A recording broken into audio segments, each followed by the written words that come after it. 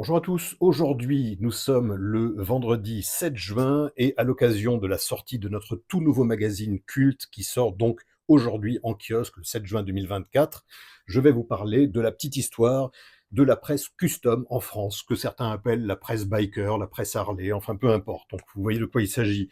Donc j'ai eu la chance de faire partie de cette petite histoire, hein, modestement je dirais, parce que il y a beaucoup de gens qui ont été impliqués dans cette histoire. Le premier, n'était autre que Pascal Zimzak, qui était journaliste au magazine Moto 1. Il est parti en 1988 couvrir la Daytona Bike Week. Il a ramené tellement de belles photos qu'il en a fait un hors-série. Ça a plu. Il y a eu un deuxième hors-série l'année suivante. Et ensuite, il s'est mis à son compte pour lancer le magazine Hog Cycle, que voici. Donc, Hog Cycle a changé plusieurs fois de nom. Moi, je l'ai rejoint donc en fin 1990. Il s'appelait alors Hot Cycle. Ensuite, il s'est appelé US Cycle. Voilà, le US Cycles. Voilà, entre-temps, on avait lancé aussi Biker Forever, qui était vraiment beaucoup plus roots, principalement en noir et blanc. Et alors, à l'époque, la façon de travailler était assez artisanale aussi. Voilà, ça, c'était mon premier article. Donc, comme c'était mon tout premier article, je me suis dit, autant commencer par le début. J'ai fait le topo sur l'Harley, la Number One de 1903. Et donc, je faisais ça à la main. Ensuite, j'allais emprunter la machine à écrire de Christiane, la femme de Francis, donc Supercycle Service dont je vous ai parlé. Je retapais tout ça à la machine à écrire. J'envoyais ça par fax à la rédaction. Enfin, au début, la rédaction était encore pas loin de chez moi, donc ça allait. Je pouvais aller saisir ça sur un tout petit Mac, hein, les minuscules petits Mac qui existaient à l'époque.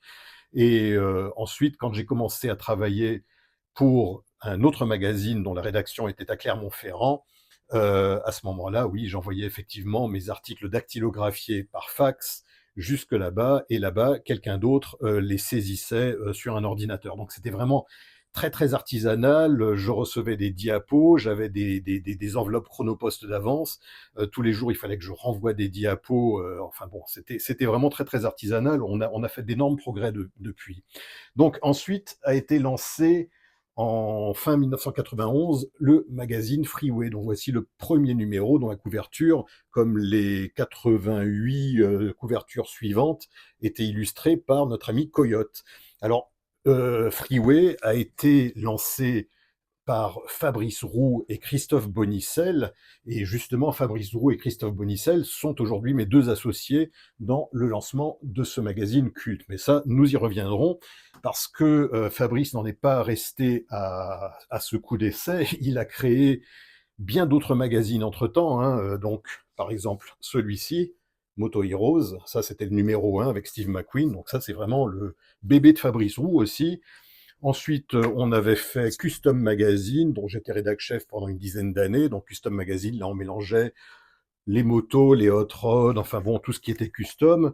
Et puis il y a eu même d'autres magazines. Il y a eu Road Trip Magazine, il y a eu Petrolhead, il y a eu pendant un moment la version française de Inked, le magazine de tatouage, magazine américain.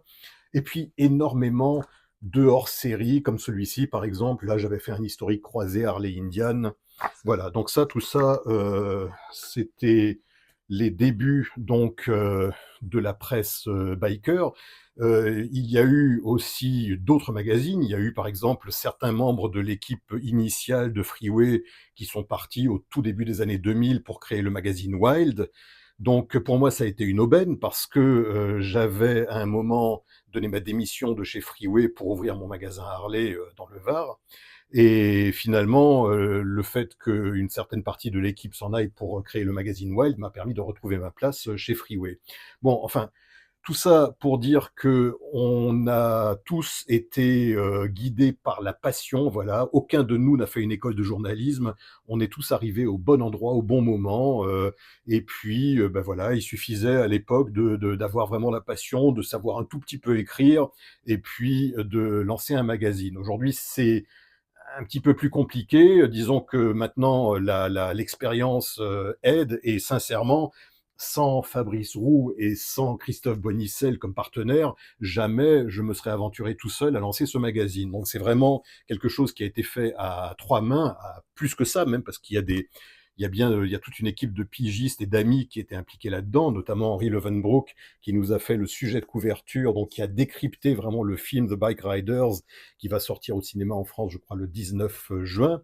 Donc il a été le voir en projection presse pour nous et il nous a fait un dossier vraiment extraordinaire là-dessus.